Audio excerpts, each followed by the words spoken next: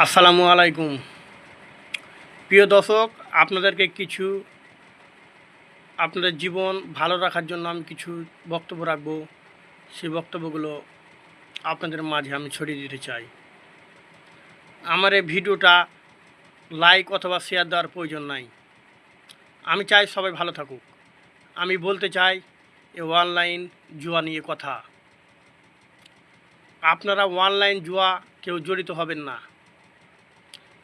এটি একটি প্রতারক আর প্রতারণার ফাঁদ। আপনি ক্রিকেট খেলেন আর ক্যাসিনোয় খেলেন, আপনাকে ধ্বংস করে দিবে ওরা। এতগুলো খেলা বর্তমান 7-8 বছর বা 10 বছর আগে ছিল না। এখন অনেক খেলা। আপনি ক্রিকবাজ সামান্য ঢুকবেন, ওখানে খেলার খেলা। শুধু প্রত্যেকটি খেলার সাথেই প্রায় 95% খেলার সাথে ক্যাসিনোর হাত জড়িত। সামান্য ক্রস আপনি জাহাজ উড়াবেন, এখানে 100% ক্যাসিনোর হাত। আপনি 1 লাখ টাকা ভরেন, আপনি খেলতে থাকেন, আপনার টাকা নষ্ট হয়ে যাবে, আপনি টাকা পাবেন না। যখন দেখবেন টাকা আপনার শেষ হয়ে গেছে, তখন দেখবেন যে কত ভালো ভালো গুণ পড়ছে আর কত দূরত্ব যাচ্ছে জাহাজ। আপনি ফিরকি খেলবেন, দেখবেন গুণ আর গুণ। আপনার টাকা যখন শেষ হয়ে যাবে, আপনার টাকা থাকবে তো আপনি 1 ঘন্টা 2 ঘন্টা 5 ঘন্টা আপনি খেলবেন, আপনার গুণ পড়বে না।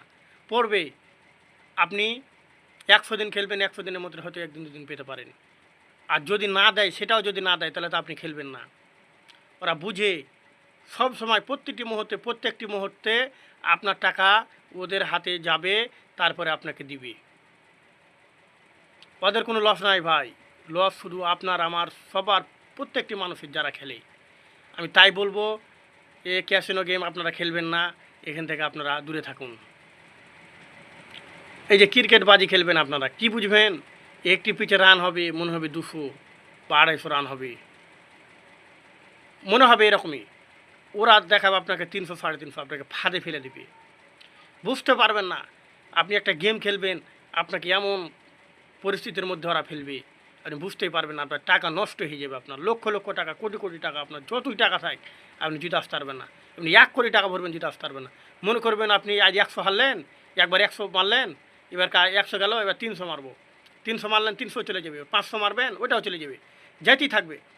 আপনি কত টাকা আছে আপনার, তাদের সাথে পারবেন না।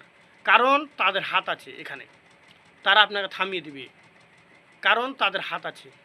এটাই হচ্ছে আসল কথা।